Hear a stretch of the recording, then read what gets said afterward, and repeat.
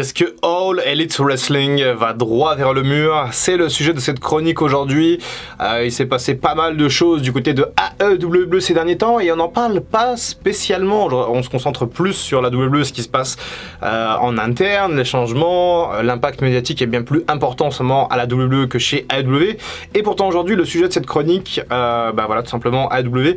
Est-ce que ça va droit dans le mur depuis quelques temps? On va essayer de trouver un peu les réponses ensemble et surtout on va faire une petite chronique interactive et vous allez surtout m'en parler dans les commentaires parce que j'aimerais surtout avoir vos avis par rapport à ça. Bienvenue du coup dans cette nouvelle vidéo, un nouveau point catch d'actualité. Alors je me permets de faire une petite pub pour un compte TikTok spécialisé en catch que j'adore, que je kiffe. J'ai découvert ça il y a peu de temps. Je vois pas trop de catch en plus sur TikTok, mais vraiment c'est vraiment sympa. C'est des extraits un petit peu de catch en français avec Christophe Ajus et Philippe Chéreau. C'est super bien fait, c'est très quali. La personne qui est derrière ce compte, je la connais, elle est vraiment super sympa et super pro. Donc voilà, n'hésitez pas à vous abonner. Je crois que ça s'appelle le meilleur du catch en français. Si jamais vous aimez le catch actuel, mais aussi et surtout tout ce qui est génération NT1, catch attack, les grands moments, et n'hésitez pas à aller follow ce compte parce que c'est de la bombe. Ah, et TikTok, moi aussi ça me tente, moi aussi ça me chauffe. Tu peux regarder par exemple si je fais ça, moi si je mets des extraits de vidéos, que ce soit français, américain, US, anglais, peu importe, je me fais strike dans la foulée. J'ai essayé plein de fois et je me fais strike direct. Je mets des petits morceaux de catch là animés avec des petits effets pour transformer ça. Le robot il détecte tout, c'est l'enfer. Donc voilà, malheureusement vous êtes un petit peu condamné à ne voir que mon visage en train de parler. Je sais que beaucoup de personnes réclament les top 5, les retours sur l'histoire. Croyez-moi les amis, ça arrive, c'est plus rare qu'à l'époque, c'est certain, mais je n'ai pas oublié ces formats-là que je vais vous proposer bientôt. Une introduction longue. Aujourd'hui on parle de AEW et ma foi il y a des choses à dire. On va essayer de faire une petite introspection de ce qui s'est passé durant la dernière année, notamment depuis un petit peu le pinacle de All Out 2021 avec l'arrivée notamment de Danielson et de Adam Cole et après un règne de Kenny Omega extrêmement qualitatif. On va essayer de voir un peu ce qui s'est passé, quelles sont un petit peu les marges pour le futur et surtout, est-ce que AEW va dans le mur ou est-ce que ça va? Alors de ce que je peux voir un petit peu sur les réseaux sociaux, dans les podcasts US, dans les articles que je lis assez souvent, c'est que en un an, AEW a connu une petite baisse d'intérêt par rapport à ce qui s'était passé les années précédentes. C'est monté un petit peu en puissance entre 2019 et 2021 et depuis un an c'est un petit peu plus compliqué, les storylines sont un peu moins passionnantes, il y a eu des problèmes aussi en coulisses, en backstage et notamment on a un problème au niveau des talents de AEW. Alors Cody Rhodes en tête, puisque Cody Rhodes a quitté quand même AEW, il était vice-président exécutif, il faisait partie des 4 vice-présidents avec les Young Bucks et Kenny Omega, c'est quand même pas rien. Cody Rhodes a porté un petit peu AEW sur ses épaules, il en a été l'une des figures de proue, l'une des stars, on était presque persuadé que Cody Rhodes ce serait AEW for life, qu'il allait mettre son sang, sa sueur, et en plus c'est ce qu'il a fait durant 3 années pour cette compagnie, et puis coup de massue, surprise, Cody Rhodes a quitté la compagnie pour aller signer entre guillemets chez l'ennemi puisque ça ne reste qu'une alternative, WWE. Alors on a parlé de tension avec Tony Khan, on a parlé de salaire qui n'était pas assez élevé pour Cody Rhodes, de statut qui n'était pas assez prestigieux pour Cody Rhodes chez AEW, on lui proposait un contrat un petit peu de mid-carder comme il l'a toujours globalement été chez AEW sans possibilité d'aller chercher un titre mondial, même si voilà Cody Rhodes a cherché quand même à se mettre en avant, c'était quand même extrêmement bizarre cette histoire parce qu'on avait un Cody Rhodes qui représentait la figure de AEW mais les fans ont un peu tourné sur lui puisqu'ils ne l'aimaient plus trop, ils en avaient marre de voir toujours ce Cody Rhodes faire le héros, ils voulaient le voir tourner heel et au moment où on pensait qu'il allait tourner heel, il a tout simplement quitté AEW pour aller chez WWE pour avoir une aura bien plus puissante et en gardant toujours ce même rôle. Donc j'avoue que c'est un move assez smart, surtout qu'en plus il a pris un contrat plutôt intéressant, hein, Cody Rhodes, on parle de plusieurs millions l'année. Donc voilà, premier problème avec Cody Rhodes et ça a créé, j'ai l'impression, une faille. J'ai l'impression vraiment que depuis le départ de Cody Rhodes, ça a créé un truc, une espèce de petit truc en mode eh ouais, Cody il est parti quand même, c'est que c'est pas si paradisiaque, c'est pas si incroyable chez AEW. Et en plus de ça, récemment, là 6 mois plus tard, on a MJF qui est quasiment dans la même configuration, c'est-à-dire mid-card for life pour MJF, contrat de mid-carder, salaire extrêmement bas par rapport au star power qu'il peut avoir. Après, MJF est un catcheur très jeune. Quand il est arrivé chez AEW, il était totalement inconnu quasiment du grand public. Seuls les gens qui regardaient le circuit indépendant le connaissaient. Donc il a eu un contrat à la hauteur de ce qu'il était à l'époque. Aujourd'hui, c'est certain que sa stature a augmenté, qu'il est devenu une top star du catch, l'un des meilleurs heels au monde, et qu'effectivement il a le seum de catcher pour peanuts, enfin pour pas grand chose par rapport à ce qu'il peut apporter. Ce que je peux comprendre, mais Tony Khan n'a pas voulu lui donner d'augmentation, ni lui faire signer d'autres contrats. Le contrat d'MJF s'arrête en 2024, donc dans un an, plus d'un an, et actuellement on est sur une phase de tension où MJF en fait tout simplement en a ras le cul. Il veut aller à la WWE. En plus, la WWE doit lui faire des sacrés appels de phare, lui proposer des sacrés contrats.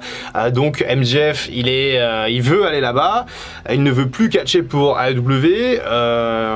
Il veut tout simplement faire la transition maintenant, en fait, et ça pose problème. Il y a eu cette espèce de pipe bomb qu'a fait MJF, mais là où on aurait pu voir un petit peu de kayfabe, de storyline, il semblerait qu'en fait personne n'ait de nouvelles de MJF depuis, et ça c'est legit. C'est-à-dire que dans le monde du catch, personne n'a de nouvelles de MJF depuis la pipe bomb. Donc soit c'est du kayfabe extrêmement bien ficelé et raconté, ce qui est aussi une possibilité connaissant MJF et son amour pour le kayfabe, soit en fait MJF se sert de cette image de mec qui casse jamais le kayfabe, qui est tout le temps dans le catch, pour en fait tout simplement être légitime à son idée de allez vous faire, je me barre, et j'ai qu'une envie, c'est de me barrer de AEW. Donc là on est vraiment sur un moment subtil où on sait pas trop ce qui se passe et où justement ça va fragiliser encore un peu plus AEW si effectivement MJF arrive à se barrer, arrive à péter son contrat pour aller chez WWE. Ça risque de mettre quand même sacrément à mal le roster AEW. Bon, MJF et Cody c'est bien beau, mais actuellement il y a également d'autres talents qui sont un petit peu frustrés. On sait que AEW a fait une forte politique de recrutement, notamment les anciens WWE. Hein, je ne parlerai pas de cette expression la poubelle de WWE puisque je trouve qu'elle n'a aucun putain de sens. Bref, Miro par exemple est frustré actuellement de son booking.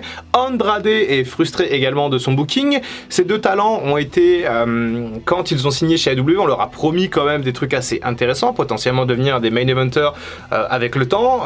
Miro et Andrade restent pour l'instant un petit peu cantonnés à la mid-card, un peu haute quand même, mais par rapport effectivement à leur aura, à leur talent, à leur force de frappe, on peut peut-être estimer que Andrade et Miro sont pour l'instant pas encore très bien utilisés. Après, AEW fait les choses sur le très long terme, ça ne m'étonnerait pas que d'ici 2-3 ans, un mec comme Miro puisse avoir le titre mondial autour des hanches, pourquoi pas, mais on peut sentir effectivement une certaine frustration. Les deux catcheurs ont liké sur Twitter des tweets ou voilà de gens qui disaient ouais mais t'es mal booké machin.